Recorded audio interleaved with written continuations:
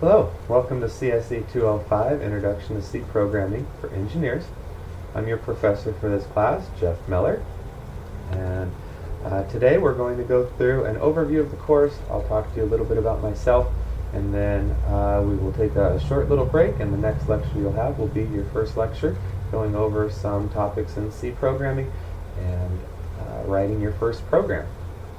So, to start off here, let me tell you a little bit about myself. I came from industry where a lot of computer programming jobs may have this impression that they are like Dilbert. So I started off my lecture today with this class with a Dilbert comic strip. So you take a look at that. As you're reading over these slides and as I'm talking, there may be times that you want to spend a little bit more time on one or more of the slides than I do. And I think that the online format for lectures actually helps with that, giving the ability to pause the lecture so you can spend more time, especially when we get to some of the programming. Most of the lectures that I provide in this class will be somewhere around 1 hour long.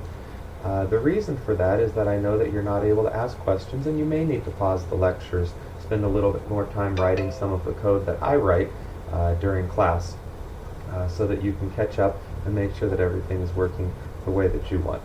So here is the outline for today's lecture.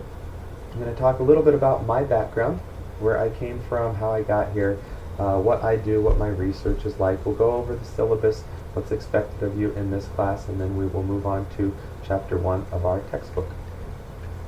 So to start off, I did all of my education, my bachelor's, master's, and doctorate in computer engineering and computer science from the University of Southern California. At first, I used to just say USC until I had somebody who was from South Carolina ask me why I was talking about Los Angeles so much of where I grew up. And I decided that I would just make it University of Southern California so there's no ambiguity in my alma mater. I moved up to Anchorage in 2007 for this position, and I taught computer science courses at Cal State LA from 2002 to 2007 while I was working on my doctorate. I also worked in industry for a long time. Since 2000, I got into industry during the dot-com days. It was a great time, good salaries, lots of money. I was able to jump around from job to job. I consulted a lot and got a lot of really good experience. But through all of that experience, I realized that what I liked even more than that was teaching and passing on the knowledge that I gained to younger generations. So I started pursuing my PhD, and after I received that, I accepted the job here at UAA, and I've been here ever since. Very happy up here. Big difference from the life that I knew in Southern California, which is also where I grew up. My research is in software engineering. It's in algorithms and networking. Specifically, the application area that I chose is in intelligent transportation systems.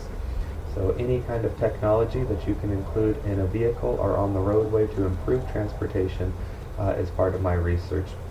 What I've done is created some little vehicle tracking devices that plug into the onboard diagnostics port of vehicles, and they track the location of the vehicle, report it back over the cellular network to a server that I have hosted here at UAA, and I can see in real time the location of all the vehicles. I can determine how long it takes to get from one place to another, and the more vehicles that have these devices equipped in them, we would be able to see real-time traffic, not just at specific discrete locations, which is how most technology currently works, but actually on a continuous flow throughout the entire transportation network.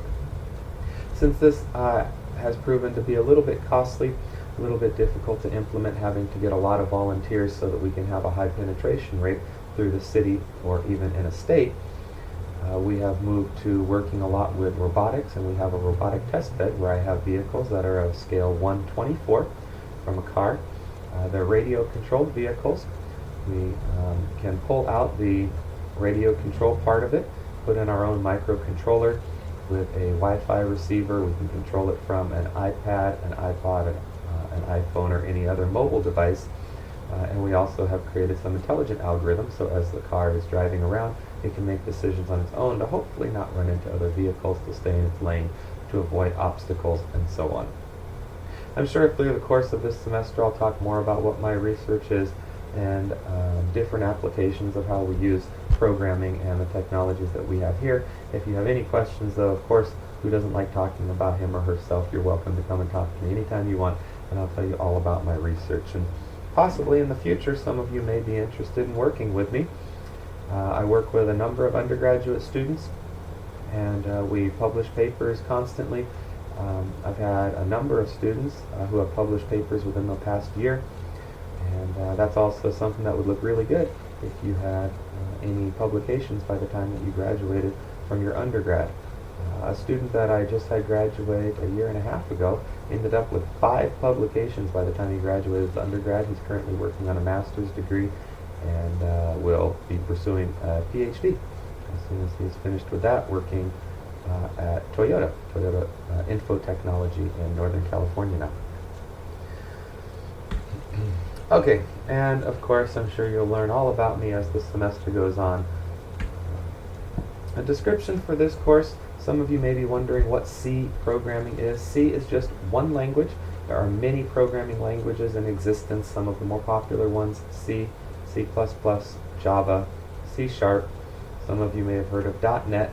For those of you who are web programming or interested in the internet more, HTML, JavaScript, ASP, PHP, JSP. There are countless languages that are in existence, and new ones continue to be created all the time. So C is a rather mature language. It came out in the early 70s. It's still in existence today. It's used across all operating systems: Windows, Mac, Linux, and any of the other operating systems that you may not be familiar with. Uses the C programming languages. A lot of the modern languages, including Java and ASP, PHP, and so on, are even built on top of C. And so we write it in an even higher level language than C, and then it gets compiled down to C, and then down to the machine language of whatever the operating system is. We will be learning all about C. I will allude to C++, which is the superset of C. Anything that you can do in C, you can also do in C++, but the opposite is not true. We'll go over the second bullet there: logic and arithmetic, variables, control structures, conditional statements, functions, pointers, I/O. All of those things, you may not be familiar with any of those right now. We will cover all of them, and you will understand exactly what all of them mean. File I/O. I/O is an abbreviation for input and output, so this is how we can write to files and read from files from our program. The assignments that you're going to have in this class are related to real-world engineering applications. I try to make them somewhat applicable to your field. I understand that not all of you are computer science or computer engineering majors. However, I try to make them where they're a little bit more broad, related to engineering fields, and you can relate, and hopefully material that you've learned in other classes you can apply to some of the programs that we write in this class. I will also discuss some real-world problems that I've come across throughout my consulting career and my professional career, and I try to give you a little bit of insight as to what to expect if you do decide that you want to pursue a career in programming. If you do not, then what we will talk about will probably enhance your ability to become a professional engineer and to interface with other engineers, because no single engineering field can operate completely on its own. You are going to have to work with other engineers. You're going to have to understand what computer engineers do, what programmers do, and what the electrical engineers and mechanicals and civils, transportation engineers, and all the other types, depending on what industry you actually work in. So I'll try to give you a little bit of an understanding towards that, so that you know what to expect as you venture out into the world. I know this slide is probably one of the more important ones that you all are interested in, the grading criteria. Personally, this is the part of being a professor that I dislike the most. I think that what's most important now that you're in college is that you all are taking the class because you wanted to major in this. Whether you wanted to take this specific class or not is a different story. However, you chose a major that requires this class, or you've chosen to take this class because you wanted to. That means that hopefully you have a desire to learn the material in the class. So as long as you're working hard, you're learning the material, you're going to do just fine in the class. Homework is going to be 30% of your grade. Those are going to be assignments that are assigned approximately every 2 weeks. and I'll talk more about that in a couple slides here. The discussion board, I'm going to have a discussion board posting every week. You will need to respond to the question that I pose by Wednesday of each week, and then you're going to need to reply to at least 2 of your classmates by Saturday of each week. Since this is an online class and we don't have the face-to-face interaction, I'm going to try to get as much interaction with you as possible. I have 2 graders in this class also who will be also acting as TAs. They will be monitoring the discussion boards as well as myself. So we will be responding to the posts as well as monitoring all of the posts from the other students in the class. So I hope that this is going to be a way that we can really encourage a lot of discussion. Everyone can see all of the posts on the discussion boards. If you need to send something privately, then just send it to my email rather than posting it to the discussion board, which is going to be public. And that is available in Blackboard. The first week's question is already posted, so please go online and respond to the first discussion board as soon as possible. The midterm is going to be 25% of your final grade, and the final will be 30% of your final grade.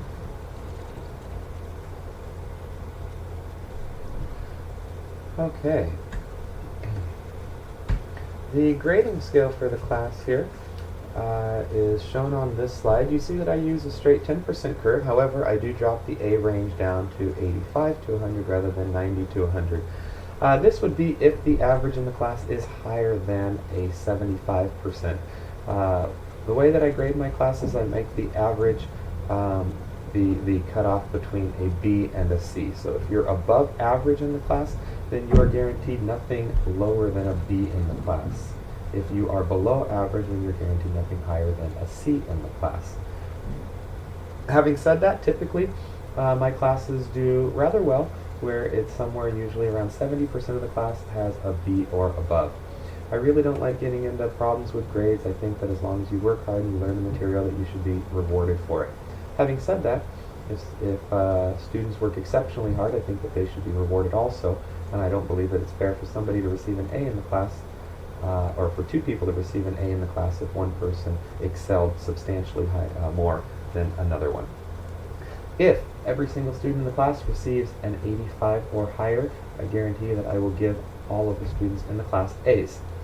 I've never had that happen before. I make that comment every semester, and I'm hoping that one semester that actually happens.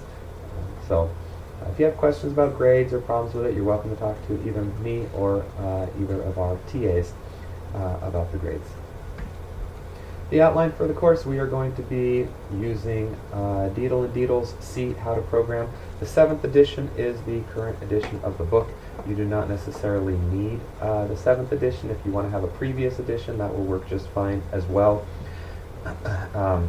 Or if you want to just use another book that is based on C as a reference, you're welcome to do that too. I'm not going to be assigning anything directly from the book. I do pull my lectures from the book. I've chosen my slides that I've created them from chapters of the book, and I will refer to it occasionally. However, nothing will be assigned directly from the book if you don't want to grab that. So let me show you. Here is the book that we will be using for the class, See How to Program, the 7th edition by Deedle and Deedle. Here is Amazon. It's $91 brand new. It's a great book. It's one of the books that I actually still hold on to. I have an older edition of it as well as the new edition. From when I was in school, I used an older edition of the book. One thing that I really like about this book is that it has a lot of code in it, and not only does it have a lot of code, but it has the code actually compiles and runs. That's one of my biggest pet peeves with programming books, is when the code doesn't work that they have in the book. This book seems to be pretty good. All of the code that I've typed into our integrated development environment and run actually does compile and run. So I like this book. If you want to pick up a different one, you're welcome to do that. If you have a question about what book is suitable, or if you have another one in mind, or maybe you have one from a friend that you want to use, just let me know, and I'll respond and let you know if I think it's a good one, or if I think that you need to try to find another one. In addition to the book, you can find a lot of resources online, because this is a programming class. There are a lot of resources online also. If you would rather do that, you can find code samples online and tutorials, and that's probably going to be a really good resource for you as well. Okay, homework, as I explained earlier, will be assigned in class. It will be due approximately every other week. It should be done individually. I do encourage you to talk with other classmates, talk with the TAs, talk with me if you have problems. However, when it comes time to write the program, please make sure that you are sitting down at your own computer, not looking over someone's shoulder, and not copying anything that you've seen from anybody else. The way that we are going to grade assignments in this class, since it is an online class, you will upload your assignments through Blackboard. So I'll have assignments posted in Blackboard. You will upload the source code through there, and I'll show you how to do that before the first assignment is due. And then assignments are going to be due during a week. I'm not going to make them due on like a Tuesday. They're going to be due sometime during the week. The TAs that we have office hours on Monday, Tuesday, Wednesday, and Thursday. On any of those 4 days during the week that an assignment is due, you will need to come in to their office hours or set up another time if those times do not work for you. And you will sit down with the grader and you will go over your assignment with them. And they will grade it right there for you, and you'll know before you walk out exactly what grade you received on the assignment. If you have questions, you can also ask them. They're going to be willing to help you out, try to get your programs working, and they are available for you. Each one of them will be available for 5 hours a week, so you have 10 hours of office hours from the two TAs spread across Monday through Thursday each week. If you need to get in touch with me, you can email me. My email address is posted on the website, which I will show you in just a second. And if we need to meet, we're welcome to meet in person. We can set up a time to do that. We can also set up a phone call, and we can also set up a Skype call if you would like to do that. I'm available at a lot of different times. I just need to set up appointments because I do have other meetings and other things that I do. But I'm happy to meet with you anytime that you need to and talk about whatever issues or problems, questions that you have. The exam dates, the midterm and the final, I'll show you the syllabus in just a second, and you will see when those dates are. As a distance class, we are going to be using the Distance Education Service, DES, on campus. So what you will do for the midterm and the final is that there is a week-long period of when you can take each of those exams. The DES office will have the exams already. You will go over there and set up your appointment. I have the phone number written in the syllabus so that you can call them and set up an appointment during that week. They recommend that you call them as soon as possible so that you can set up the time that you want and that you're available during that week. And you can go over there and take the exam anytime during that week. You'll just have the posted time limit. So for the midterm, you will have 1 hour and 15 minutes, and for the final exam, you will have 2 hours. And you can go over and take it anytime during that week. They will return the exams back to me to be graded after all of the students have taken them. For the exams, one more point on this slide, the exams will include short answer questions, and they will also include a programming question. You will have to write a program during the exam.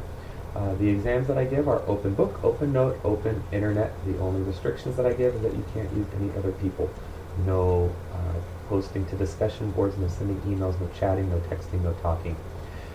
But you can use the internet. If you have never taken a class where you have had an open internet exam, I will caution you right now that a lot of you may become a little complacent about studying for this exam because you think that you have the entire world at your fingertips. And as much as that is true, the problem is that if you don't know where to find resources, you will run out of time because you don't have enough time to just sit there and Google until you find the right answer. So you need to study for the exams probably even more than you would study for other exams, because I guarantee you I'm not going to give you any memorization questions, since you can Google that and find the answer within about 10 seconds. Instead, they're going to be more thought-provoking questions, and you're going to have to really understand the material to do well on the exams. The prerequisites for this class: Math 107, 108, or 109. The idea behind this is not that we're going to be using a lot of the material that you've covered in those classes in this class, but it shows a little bit of a maturity and where you are in your education of your engineering degree. And I'm expecting that you all will be able to understand if we start talking about certain topics like resistors that are in series or in parallel. And even if you don't understand that because you've never taken an electrical engineering class, if I gave you a formula and said the way that we find out the total resistance in a set of resistors that are in series is by adding them up. The summation of the resistances gives you the total resistance, and the way that we find out this the total resistance in resistors that are in parallel is that we sum up the inverse of the resistors. Hopefully you can take that and then figure out how to write the program from that. So it's just a basic understanding of some math topics. We're not necessarily going to be doing anything specific that you've learned in those classes. However, if you have any trouble with that, please come and talk to me. The idea is not that you are going to struggle with the basic material that I'm assuming you understand, because you will have enough to struggle with the programming material that we cover in this class instead. Academic integrity. I'm sure that during the first week of every college class you're going to talk about academic integrity. Bottom line is that I don't tolerate cheating. In an online class, I know that it's probably going to be even easier for you to cheat, because you're going to think that you can sit down next to your friends and you can copy work and you can talk to whoever you want. And I'm sure that some people may be able to get away with it. However, when I do find that someone has cheated, I do enforce it, and I take it seriously. I don't think that cheating is enforced enough in academic environments. And so I take it seriously, and I want to make sure that you all realize that. If you have a question on whether something is going to be considered cheating or not, the best idea is to ask me before you do it. If you wait until after you do it, it's not one of those situations where you can beg for forgiveness instead of asking for permission. If you get caught cheating, you're not going to have a chance to apologize. I am just going to fail you for the course and then report you to the proper academic organizations. So please don't do that. Ask me if you think something is going to be considered cheating. When it comes time to write the assignments, do it on your own. Talk to other people in the class, talk to the graders beforehand, figure out what you're going to do, but when it comes time to actually write the programs, sit down at your own computer and write it without looking over anyone else's shoulders and without having other people point and say, oh, you need to change this right here. If you have questions, come and talk to me. We run all of our code through a code comparison tool. You're welcome to look it up. It's put out by UC Berkeley. It's called MOSS, M-O-S-S. Professor Alex Aiken at Berkeley has put out this program. And what it does is it compares the structure of code. It does not compare the names of the variables, the strings that you have in there, the names of the functions, anything like that. It actually is comparing the overall organization of the code. And so if you just try moving things around, it will still detect that it's copying. It's a very, very sophisticated program. He does not even release to professors how the program works. I zip up all of the files after I receive them. I upload them to the UC Berkeley server, and then it generates an HTML file for me, and it tells me what percentage of your code matches with every other student's code in the class. It's very, very easy to figure out if someone has cheated, because since all of you are writing the same program, approximately 20 to 30% of your code is going to be the same. The output's similar. The inputs are going to be similar. Things are going to be similar. But when you've actually copied from somebody else, I can just look down the list and I see 20%, 23%, 21%, 31%, 28%, 86%, 22%. It's very, very obvious when code has been copied. Even if it is a high percentage of code, I still do take a look at it and I compare one student's code to another, and sometimes I still say, no, I don't think so, it's just maybe similar, maybe they talked about it before they started writing. So it's not a guarantee that it's going to be cheating, but I might call you in to have you sit down and talk to you about it. It's pretty awkward for students when I put two students' code in front of them and I tell them to pick which one is theirs, and they can't do it. So don't put me into that situation. I say this every semester. I have this slide in there. I give this exact same spiel every semester, and I can tell you that over my 12 years of teaching so far, I have had at least one student cheat every semester. So let's make this a good one where it doesn't happen.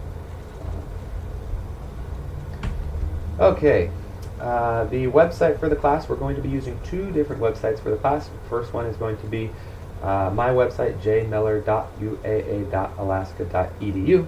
We are also going to be using Blackboard for the class. So let me take you and show you those two sites now. Okay, here is my website. If you come here to jmiller.uaa.alaska.edu, you can then click on CSE205. That will take you to the course website for this semester.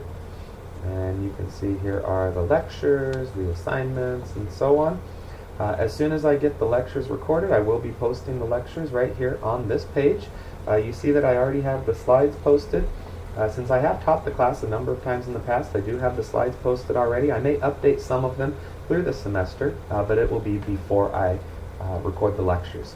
And then I'll have the video for the lecture posted right here also. I'm going to post all of the videos up on YouTube, and then I will have a link right here, which will just link to my channel on YouTube so that you can watch the lecture. And you have all the benefits that YouTube has of being able to pause the videos and scroll to certain spots in their high bandwidth, so you shouldn't have any issues with streaming from the server. If you have problems with streaming, chances are it's going to be more on your end rather than on YouTube's end, since they have very, very high bandwidth servers and high network connectivity for all of the videos that they host. So you see here, I have the week number here on the left, and then I have a date. This is going to give you the date of what the start of that week is. So for week number 1, we'll have 2 lectures. For week number 2, we're only going to have 1 lecture, and that's because next Monday and Tuesday being Labor Day holiday, we're not going to have a lecture at the beginning of the week, so this will be the 2nd lecture. For week 3, we have 3 lectures starting on September 9th, week 4 starting on September 16th, and so on. So I'll have all of the slides posted. You see that I also have code posted here. Any code that I write during the lecture, I will post the code up here so that you can take a look at it. And if you don't get it working exactly the way that I have it in the lecture, you can download my version of the code and run that. I strongly recommend that you try to type along, pause the video when I'm typing code though. It's really going to help you to understand how to write code if you follow along with exactly what I'm doing during the lecture. So please try to do that, follow along, type the code in yourself. Pause the video if you need to, and fix it if you have problems. The assignments, I have all of the assignments posted already also. So you have 8 assignments. You see the due dates. These are going to be the beginning of the week of when they're due. And you just need to come in to one of the TA's office hours, which are going to be on Monday, Tuesday, Wednesday, Thursday. I will post here on Blackboard and on the website of the office hours of our 2 TAs that we have this semester, but it is on Monday through Thursday. If those times don't work for you because of your schedule, you'll just need to get in touch with them and set up another time that you can come and have them grade your programs. Okay, let's take a look at the syllabus before I move over to Blackboard. Okay, here's the syllabus for the semester. Website, my office, my phone number here in my office. Email's the best way to get in touch with me. My email address, I will give it to you right here, jeffrey.miller@ieee.org. IEEE. I also have a UAA email address, which is jmeller@uaa.alaska.edu. You can use either one of those. I will get the emails from both of those, and you'll see that I respond from both of them. They both come into the same box, so there's no benefit to using one over another. As I explained for my office hours, it can be via Skype, phone, in person. You just need to set up an appointment with me. But we can work it out. It doesn't matter to me how we get together. We'll be able to meet up, though, somehow. Okay, the textbook, description of the course, the grading criteria, the grades. We've gone over all that already. There's all the topics. That was on the website also. The chapter references for each one of them. There is the information about the exams. The midterm is going to be during the week of October 7th through 12th, and the final is during the week of December 2nd through 7th. Call DES to set up an exact time for you to take your exam. They recommend that you do this early in the semester so that you can make sure your time is still available. Their number, I have it written right here in the syllabus, 907-786-1730. So give them a call to set up when you want to take your midterm and final during those 2 weeks. Homework we've talked about. Discussion boards. For the discussion boards, those are going to be graded. It's going to be 2% per week, and it's going to be 1% for your initial post, which must be by Wednesday of each week, and then you will have a 0.5% for each response to another classmate. I have not put requirements on how many words you have to have in your discussion board posting. However, I have said that they have to be substantive. You have to make sure that there's something. I don't want a few word answer or 1-sentence answer. I want you to take time, respond to the discussion board posting. I'm thinking that it's going to be 1, 2, 3 paragraphs, something like that. Something that's going to take you more than just a couple minutes, but I'm not thinking that you're going to spend hours on this each week. My guess probably plan to spend about 20 to 30 minutes responding to the initial post, and then maybe about 10 to 15 minutes on each reply. So that maybe that gives you a guess of how long I'm thinking and those discussion board posts should be. The goals for the class, so instructional goals and student outcomes, so you can see exactly what we are planning to do in this class. Let me jump back now to the website and show you our Blackboard page. The easiest way that I've found to get to Blackboard, if you don't have it bookmarked somehow, go to www.uaa.alaska.edu, and we have a link right over here that says Blackboard. When you come into Blackboard, log in with your username and password, not mine, since you don't know my password. And once you get in here, if you click on UAA, you should then see CSE205 right here. Click on CSE205, and that will take you to our page for the course. I have an announcement posted right now. I'll try to post an announcement each week, just giving you an update of what we're going to be doing this week, what you should be focusing on, reminding you to post to the discussion boards, whether there's an assignment due that week that you need to communicate with the TAs, and so on. All of my contact information is here under Contact Instructor. Here is the syllabus I also have posted here online. Your grades will be posted here so you can see how you're doing throughout the semester also. If you click on Tools and you go to Discussion Board, this is where you're going to need to respond to your discussion board. Here is the first discussion board post. You will just click right here on week 1, and then you'll have the ability to fill in the response for the week. If you have any questions, send me an email, send one of the TAs an email. We're very responsive. I am on email all the time, so hopefully that will help you out, and we can still have an open discussion during the semester, even though we don't have a in-person meeting time. Okay, I think that gives a nice overview of the course. If you have questions, email me, and I'm happy to answer them. That's going to conclude our intro lecture right now, and your next lecture, which will be posted for the same day, is going to be your first technical lecture going over computer architecture, organization, and also writing your first program in C. So, I will talk to you guys in just a bit.